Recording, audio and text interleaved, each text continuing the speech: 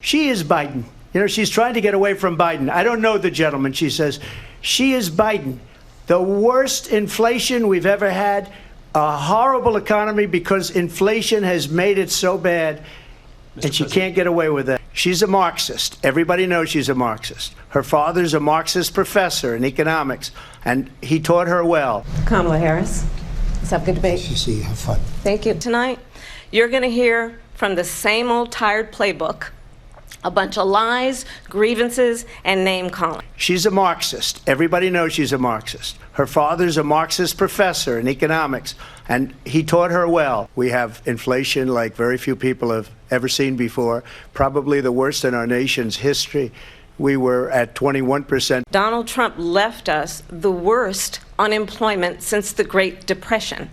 Donald Trump left us the worst public health epidemic in a century. She is Biden. You know, she's trying to get away from Biden. I don't know the gentleman, she says. She is Biden. The worst inflation we've ever had, a horrible economy because inflation has made it so bad, and she can't get away with it. Clearly, I am not Joe Biden, and I am certainly not Donald Trump. And what I do offer is a new generation of leadership for our country. Donald Trump was fired by 81 million people. So let's be clear about that. And clearly he is having a very difficult time processing that. You talk about a threat to democracy. He got 14 million votes and they threw him out of office. And you know what? I'll give you a little secret. He hates her. He can't stand her. Her vice presidential pick says abortion in the 9th month is absolutely fine. He also says execution after birth. It's execution, no longer abortion, because the baby is born, is okay. And that's not okay with me, hence the vote. I absolutely support reinstating the protections of Roe v. Wade.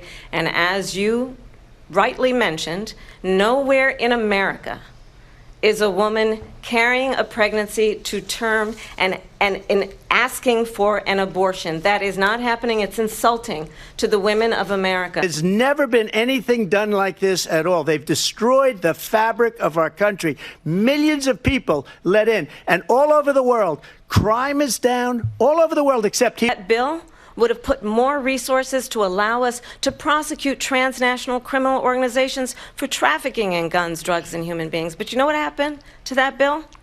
Donald Trump got on the phone, called up some folks in Congress, and said, kill the bill. And you know why? Because he'd prefer to run on a problem instead of fixing a problem.